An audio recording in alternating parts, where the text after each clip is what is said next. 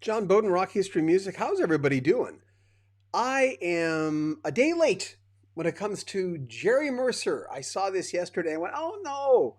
I thought it was Monday. I thought his birthday was Monday. But we kind of screwed up a little bit. The bottom line is, let me just put this down. This always happens. I don't know why this always happens. Um, Better late than never. Better late than never because Jerry, along with Richie Henman of April Wine, were such an influence on me. In the beginning, and I'd be remiss if I didn't say this, in the beginning when I first heard You Could Have Been a Lady, which will be mentioned in this beautiful little presentation we put together for Jerry, when I heard You Could Have Been a Lady, I remember going, I don't know how whoever the drummer is, I don't know what he's doing. You know, with the Could Have Been a Lady. I'm going, how do I do that on drums? Like I'm not even think I'm doing. I haven't heard it in a little while to study the drums. But when I was a kid, I was just doing my very best to try to figure out. Hi, John. Hi, Mark Burchett. How you doing, buddy? So then I found out that Richie and well, I didn't know David had left, but I found out that Richie, the drummer, was gone. Someone told me, "Oh, that drummer you like so much in April Wine, he's gone." I went, "Oh, what happened to him?" And in the days of not having the internet, we'll put the presentation on in a second. I hope you like it. In the days of not having the internet, we didn't know. So Richie Hemming was gone. I'm going, what's going to happen to April Wine now? Well, they got a different type of drummer. And I always equate this, the Richie Henman days, and we'll have an interview with Richie coming up. We've completely finished it with the original drummer of April Wine. We have a complete interview with David Henman, his brother, coming up, talking about the early days of April Wine, and an interview with Jim Henman, their cousin who played bass only on the first album, but still he was a big part of starting that band, him and David Henman. We're going to have that coming up. But I equate the Richie Henman thing to Jerry Mercer thing as opposed to just apples and oranges. They're very different types of drummers. Where Jerry is just this powerful, big guy who, on first glance, you'd think, well, he's a Hell's Angel, isn't he now? I had a chance to sit down with Jerry in 2000. Hold on, where's my picture? I'll show you. There I am with. There, look at that big, gentle, giant guy. I tell you. And there's a picture of me and the late Jim Clench. This is in the year 2000. And there I am with Miles Goodwin. And there I am with Brian Greenway. It was a great interview. It was a lot of fun. Let me get Brian Gervais. Hey, John, how you doing? Mark Burchett, happy birthday, Jerry. Thank you, Mark. And Alex Knight. Hey, John, April Wine was not big in America for some reason. Not big in the majority of America, but big in the south, in the northern states, in some cases. And they did incredibly well. I'm going to wait for a few more people to come on. It is Sunday night, but I didn't want to wait till Monday because his birthday was this weekend, was yesterday. Jerry Mercer. When I saw Jerry Mercer, I never saw Richie Henman in concert, the first drummer, or David, his brother, on guitar. But I saw the first tour was this tour. Well, there you go, right here. I saw the April Wine tour, Stand Back, which was from 1975, which had like 5 hit singles. And Jerry there he is down there by the cannon down there. And I don't know if he had his head shaved yet. I think he did. I don't know. Some April Wines fans will come on and let me know. But it just changed my life seeing Jerry drum. I'm going, wow. Like when he was doing that thing. Oh my God, I want to be a drummer even more. Richie started me in this. A whole bunch of other drummers did. And then I heard Jerry Mercer drum, and it just completely changed my life. I'm going to wait till a few more people come on. We're going to do the presentation. Please like the video if you like it. We're simulcasting right now on Rock History Canada, our Canadian channel, and Rock History Music, which is our big international channel, which has 130,000 subscribers. Thank you. It pays our bills. Some months barely, because I've said this before. That's why we have a donate to our channel link, because of the income's all over the place. But again, before we get going, I'll show you the only time I interviewed April Wine, though we do have quite a few interviews that we have gotten through the years of April Wine that we will feature in our big April Wine special coming up. Here I am with Jerry Mercer, the gentle giant of April Wine. He showed me how to drum to Say Hello on at the end of the table. It was really cute. And here's Jim Clench, who passed away a few years ago. Miles Goodwin, who just passed away just a few months ago, the leader, the driving force behind April Wine, and just a musical genius, just an unbelievably talented man. The fact that Miles Goodwin had that much talent in one guy, I would have never picked Miles Goodwin to be the lead singer of April Wine. And man, I would have been so wrong. Here's Brian Greenway, who's the only guy left in April Wine. He's kind of helming the band right now. And another nice guy. He was the last interview of the day. And Brian, at the end of the day, basically said, hey, man, do you want to get some tickets to the show tonight? Got me some great tickets. I loved it. I went by myself. I'm pretty sure I went by myself because my wife couldn't go. And it was just unbelievable. So just really, really loved it. I'm going to play you right now our special on Jerry. It's just 5 minutes long, but it basically shows you the history of Jerry Mercer. There's a lot of live clips on here, but I just wanted to tip my hat to Jerry, who's, by the way, one of the nicest human beings. And Jerry, if you see this video, and maybe you will, hopefully some April Wine fans will put this on the April Wine site. And I would love to interview Jerry again. I'd like to circle back and interview all the guys again. I have an interview with, like I said, Jim Clench, which we cannot find. And on the other side of Jim Clench was Miles Goodwin on the other side of the cassette. So I have Brian Greenway. He's on one cassette. I have Jerry Mercer. He's on the other side of the cassette. But unfortunately, I mean, it's not a bad thing, but Jerry had gone through some major medical problems. The drummer, the guy we're tipping our hat to. And basically, and I was writing for a spiritual magazine at the time. He's the only member of April Wine that I didn't talk about music with. For the most part, we talked about spirituality. I'm not a religious guy, but if I find out someone's religious, as a lot of you know, it's important to them, so I'll talk to them about that. I'm more of a kind of a Buddhist spiritual dude. Jerry and I went in depth for 35 minutes talking about spirituality, and I hadn't heard the interview since I got it printed in a magazine I used to write for in Vancouver. It hasn't seen the light of day. No one's heard it. And I'm not playing any clips of it in this thing because we don't talk about April Wine. I don't even think we talked about April Wine once, but the other guys we did. Okay, Mark, I know Jerry was playing around Canada, starting Nature of the Beast.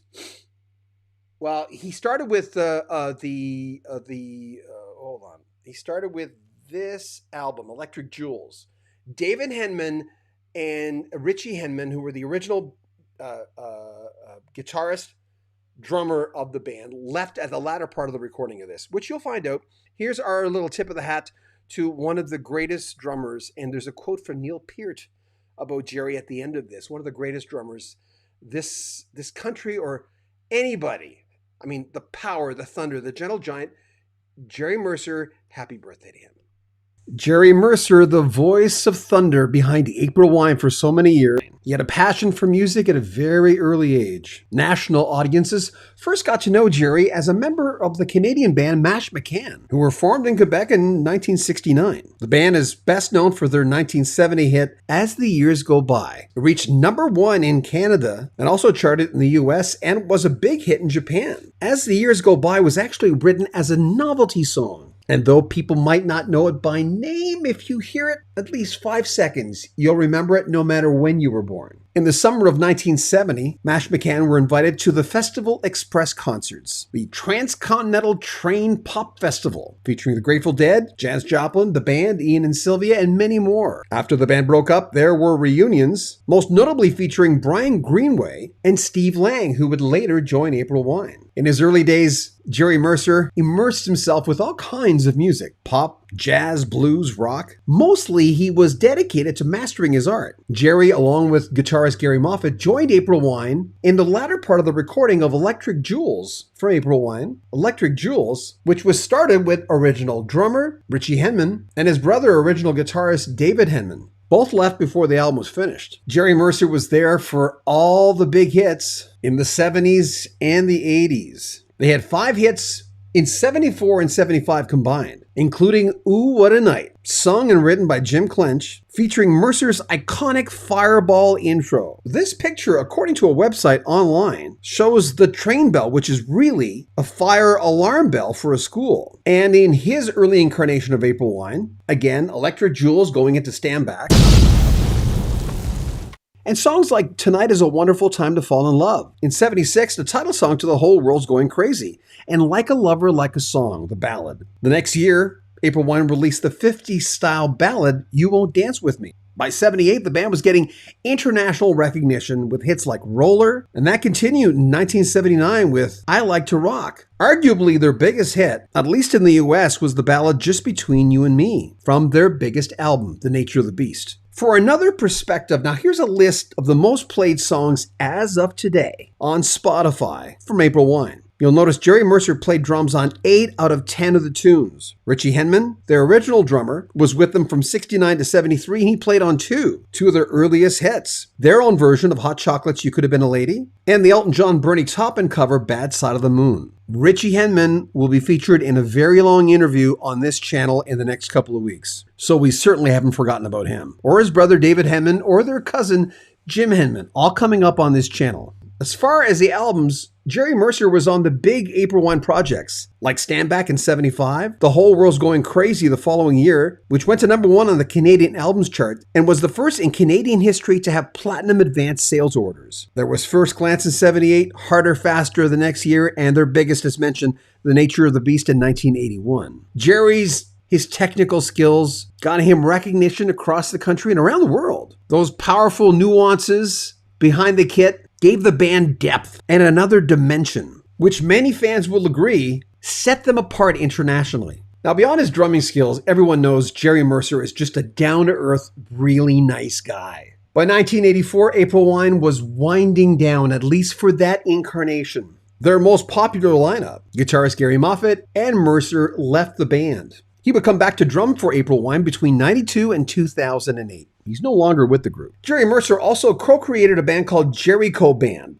with former April Wine guitarist Gary Moffat. As mentioned, he was in the lineup between 73 and 84. Jericho Band, it also featured another April Wine alumni, Breen LeBeouf, who was with April Wine between 2007 and 2011. In Rhythm Magazine UK, March 2014, Neil Peart said, two unforgettable Canadian examples were Skip Prokop of Lighthouse and Jerry Mercer with Mash McCann. Jerry's live solo in Letter from Zambia had all the primal power and drama the title suggests, and seems to tell a story. Decades later, their influence remains in my ideal of what a solo ought to be.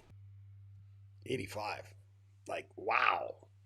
Happy birthday to a guy that influenced not only me, but a lot of other performers. There's my Stand Back t-shirt. The first full album that Jerry is there. I'm backwards here.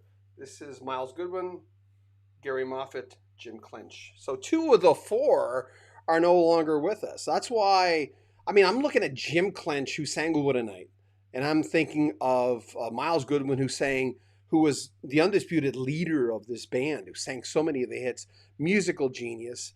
Just the fact that Miles could come up and they had a hit, from You Could Have Been a Lady onward. Fast Train off their first album was a minor hit. But continually, remember, when we talk about one-hit wonders, I'm the guy who always says, listen, man, I'd love to be a one-hit wonder. That's amazing. Out of all the groups in the world trying to get a spot on the radio, you have a hit. Not only a song on the radio, but you have a hit. A top 40 hit. Miles Goodwin, bang, bang, bang, one after another. Who was the drummer behind that? For the most part, it was Jerry Mercer. And before that was, and I always tip my hat to Richie because he was the first, early on, one of the guys who made me drum. And then I heard Jerry and I went, wow, these guys just keep getting better and better. So April Wine was it for me. And I want to thank all the folks who just tuned in and gave a little tip of the hat to a man who, certainly deserves it. And as mentioned earlier, we're going to, and by the way, this is the mic we're trying to replace. We're getting a SM7B microphone by Shure. We're trying to raise money for it. So if you want to help out, there's a link in the description. We're trying, it's an expensive mic. It's like a $600 microphone. So meanwhile, I got this for $100 and it sounds that way. So if the sound was dipping, and I did put a modulator on it, a limiter on it to bring up the sound, it was a lot worse. Hey, Mark, I have no hits. One would be, I have no hits. One would be awesome. Mark, you got it. I say this when people go around saying, oh yeah, you were a one-hit wonder. Oh, what? Come on. but April wine consistently, one after another. Now, this is for the folks who might not know. Hold on. Let me just humor me here for a second. Hear that? God. Let me just tell you. Um, let me just. This is April wine. A lot of Miles Goodwin, but April wine in the 70s. Let me just read this to you. If you're an American, and we have, rock history music is 90% American audience, which we love you. But let me try to get into this here. It's slow. It's very slow. Hold on. Just give me a second. By the way, humor yourselves with a nice picture of me and Jerry Mercer from 2000. And there's Jim Clench, who passed away a few years ago. Miles Goodwin, who just died a few months ago. And Brian Greenway, who is helming April wine these days. He's the guy who's basically keeping it going. Okay, hold on. Let me just get rid of that. Okay. So, let me just, like I said, humor me just for a second. Here we go. This is April wine. Just so that you know, Fast Train was a minor hit in 1971 from their debut album. That's the album that Jim Henman was on, and Jim's going to be Jim's been a guest, I think, 4 times on our channel. In 72, they had You Could Have Been a Lady, which was a number 2 hit in Canada, 32 in the US. Bad Side of the Moon by Elton John and Bernie Taupin. Then Drop Your Guns. By 73, they had another hit. Lady Run, Lady Hide, which was a ballad. Weeping Widow, which was a rocker. Electric Jewels, which was sort of in between. By 74, they had I'm on Fire for You, Baby, which was sort of a single by itself. Then Stand Back, which was a huge album in Canada. That's the t-shirt I'm wearing. From Stand Back, I Wouldn't Want to Lose Your Love. Tonight Is a Wonderful Time to Fall in Love. Come Hear the Band, and Ooh What a Night. That was the Jim Clench one. The title song to A Whole World's Going Crazy in 76, followed by Gimme Love, which I think is the best song on the Whole World's Going Crazy. It's the first song on the Whole World's Going Crazy. I love it. Like a Lover, Like a Song followed. It shows that it wasn't hit, but it got lots of airplay across the country. While it should have been a Miles Goodwin solo album, Forever Now, was released after that. The title song was not a hit, but got a lot of airplay. You Won't Dance With Me, which was a song that Miles wrote when he was very, very young, became a surprise hit on that album, which he played in concert all the time. In America, Rock and Roll Is a Vicious Game got a little bit of airplay, and then Roller got a lot of airplay. Harder, Faster, Say Hello, what a great song, 79, I Like to Rock, and then the big one, Nature of the Beast in 81, with Just Between You and Me, Sign of the Gypsy Queen, Enough Is Enough came from Power Play after that, and the band started going down. Miles Goodwin has told us, my cohort, Steve Burgess, who I'm interviewing on Thursday, the guy who gave me all these interviews, we're finally getting out. He had told, in 88, when Miles released his solo album, Miles told my friend Steve Burgess that he really didn't want to do rock anymore. He wanted to do slower ballad stuff, and the rest of the band wanted to do rock. And he had said he'd rather go to the dentist every day than go through what he went through in the latter part of the first incarnation, that first iteration of April Wine, even though that version went through a few lineup changes as well. Brian Briggs, good evening from Camrose, Alberta. Hey, you're in Camrose. I'm in Calgary. Really enjoying your show. God, Camrose. 96 K-Light. Isn't CFCW from Camrose, if I remember correctly? Because I worked for CFCW. Not for them. I worked for K-Light, which was owned by CFCW. Mark Burchett in the early 80s. Ya Better Love Me, LOL. Mr. Fulton Mraz. Last Thursday was my 25th birthday on April 25th. There you go. Happy birthday. So thanks for everyone who tuned in today. I'm going to make sure that I'm still on. That's the thing about live, when you're going on live. Someone once told me, does it intimidate you going on live? I was in radio for 41 years. Not really, no. The good thing about being in radio for so many years, it does help when someone gives you a stupid comment, like, you're stupid, I hate your face, or something like that. That's going to happen. I always tell new YouTubers, that's okay. Some people aren't going to like what you do or what you cover. I love Jerry Mercer, so I get on here and I want to celebrate one of the nicest human beings I ever interviewed. There's the man. Look at that smile. You can just tell. You can't always tell, but you can just tell by looking at this guy. He's a good guy. Jim Clench, who we lost a few years ago, was a really nice guy. The voice, the inspiration behind April Wine, that's Miles Goodwin, who died a few months ago. And there's Brian Greenway, who's helming April Wine. And this is what I looked like in 2000. I kind of looked like I worked in a library. Anyway, thanks for everyone who came on tonight. I appreciate it. I'm going to be. Brian says CFCW. Yeah. Yeah, CFCW. I worked for K-Lite, which was owned by CFCW in 80. I started my radio career there. CFCW was in Camrose, but we were in Edmonton. And in 83, I was lucky enough to start in a major market radio station, which was the School of Hard Knocks, working for Len Tucson. And if you're from Camrose, chances are you know who Len Tucson is. And I've interviewed Len recently. And that big reel-to-reel that you see behind me in a lot of my interviews, that Studer reel-to-reel, which is worth a crazy amount of money. I got to get it fixed. And then I eventually got to sell it because I've transferred all my reel-to-reel tapes, all my interviews. So there you go. Brian Biggs, thanks for coming on. CFCW, man, it brings back memories. Thanks, everyone, for going on. If you want to support the channel, there are links to PayPal where you can make a donation right at the very top of the description of this and every one of our videos. You can join our Patreon, get early access to our videos. But for the most part, subscribe, like our videos, share them. Share this on the April Wine groups. Share this on the Canadian music groups. I really appreciate that, and it makes a difference to our channel. But hey, man, take good care of yourself. It's John Bowden. It's Rock History Music.